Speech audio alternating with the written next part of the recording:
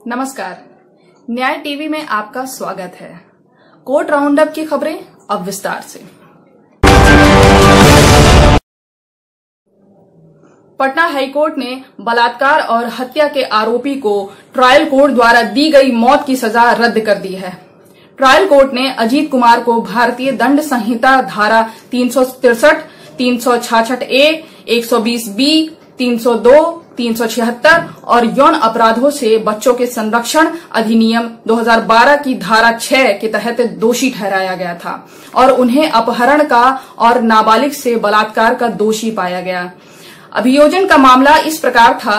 मार्च 2017 में आरोपी अजीत कुमार और विशाल कुमार ने मृतक नाबालिग, जिसकी उम्र 18 साल से कम थी, को उसको वैध अभिभावक की सहमति के बिना फुसलाकर अपने साथ ले गए। उसे अजीत कुमार और विशाल कुमार दोनों में से किसी एक द्वारा अन्य व्यक्ति, जो शायद गोविंद प्रसाद हो सकता है, के नाबालिग अवैध संबंध के लिए फुसलाया गया। उन सभी ने नाबालिग सहमति व्यक्त की। शारीरिक चोट के इरादे से नाबालिग के साथ गैर कानूनी कार्य किया गया और मृतक पर मिट्टी का तेल छिड़क कर उसे आग लगा दी थी। हालांकि इससे पहले आम इरादे से उन सभी ने उसके साथ यौन उत्पीड़न किया था।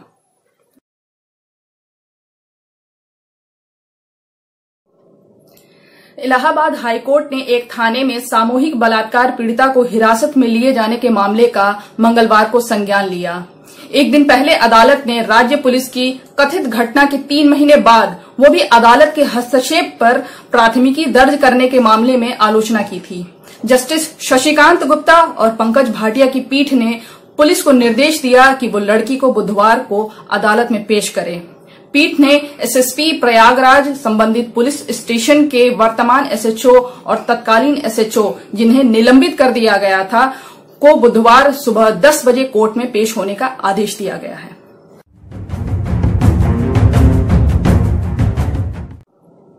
मुंबई स्थित अंधेरी की एक मेट्रोपॉलिटन मजिस्ट्रेट अदालत ने सोमवार को कोरोना वायरस फैलाने और लॉकडाउन का उल्लंघन करने के आरोपी 20 विदेशी नागरिकों को बरी कर दिया है। बरी किए गए विदेशी नागरिकों में से 10 इंडोनेशिया के और 10 किर्गिज गणराज्य के नागरिक हैं। मजिस्ट्रेट अदालत ने 2 अलग अलग आदेश पारित किए।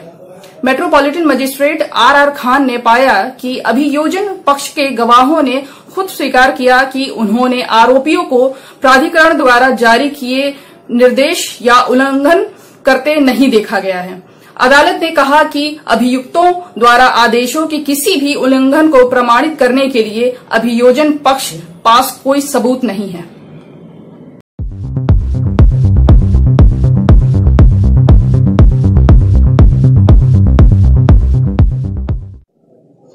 सुशांत सिंह राजपूत के घरेलू काम के सहायक दीपेश सावंत, जिस पर सुशांत के लिए ड्रग्स खरीदने का आरोप है, उसने बॉम्बे हाईकोर्ट के समक्ष रिट याचिका दायर की है। नारकोटिक्स कंट्रोल ब्यूरो द्वारा अवैध रूप से हिरासत में रखने और भारत के संविधान के अनुच्छेद 21 और 22 के घोर उल्लंघन का आरोप लगाते हुए भारतीय संघ के मुआवजे में 10 लाख रुपए की मांग की है। जस्टिस एस शिंदे और जस्टिस एस कर्णिक की डिवीजन बेंच 6 नवंबर को याचिका पर सुनवाई करेगी।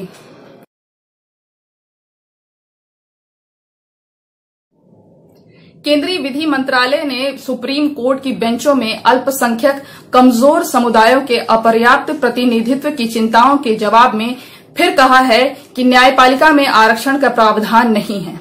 हालांकि मंत्रालय ने स्पष्ट किया है कि सरकार हाई कोर्ट स्तर पर न्यायाधीशों की नियुक्ति में से ऐसे समुदायों का प्रतिनिधित्व बढ़ाए जाने पर जोर देती रही है, क्योंकि हाई कोर्ट ने ही सुप्रीम कोर्ट में जजों की नियुक्तियां आमतौर पर होती आई हैं।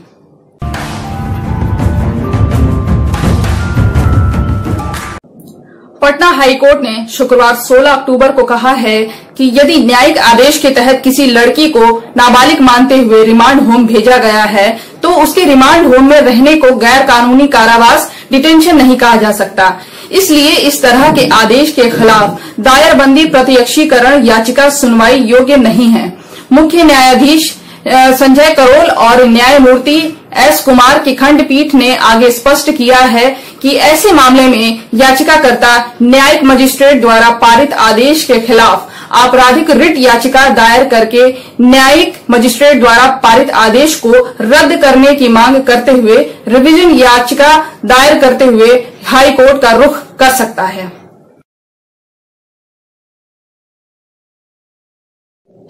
सिक्किम हाई कोर्ट और उसके अधीनस्थ न्यायालयों के सामने सभी याचिकाएं, हलफनामे, अपील और अन्य कार्यवाही ज्ञापन हेतु बेहतर गुणवत्ता वाले A4 साइज के कागज का इस्तेमाल किया जाएगा। इससे संबंधित एक अधिसूचना उच्च न्यायालय की आधिकारिक वेबसाइट पर अपलोड की गई है। अधिसूचना में यह भी कहा गया है कि छपाई केवल कागज की एक तरफ की जाएगी और गुणवत्ता कम से कम 85 GSM की होगी। हाल ही में केरल उच्च न्यायालय ने फैसला किया था कि 2 नवंबर से पहले होने वाली सभी फाइलों को A4 शीट के दोनों ओर अनिवार्य रूप से टाइप किया जाएगा।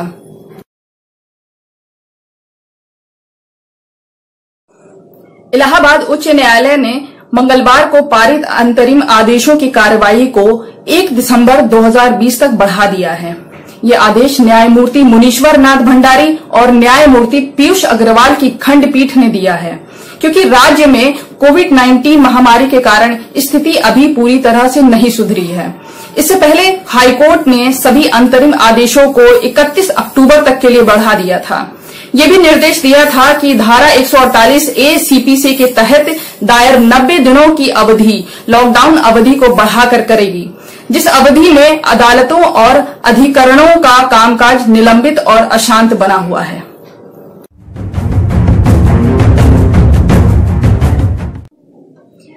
आज बस इतना ही। मुझे रिजवाना परवीन को दीजिए इजाजत। आप बने रहिए न्याय टीवी के साथ। नमस्कार।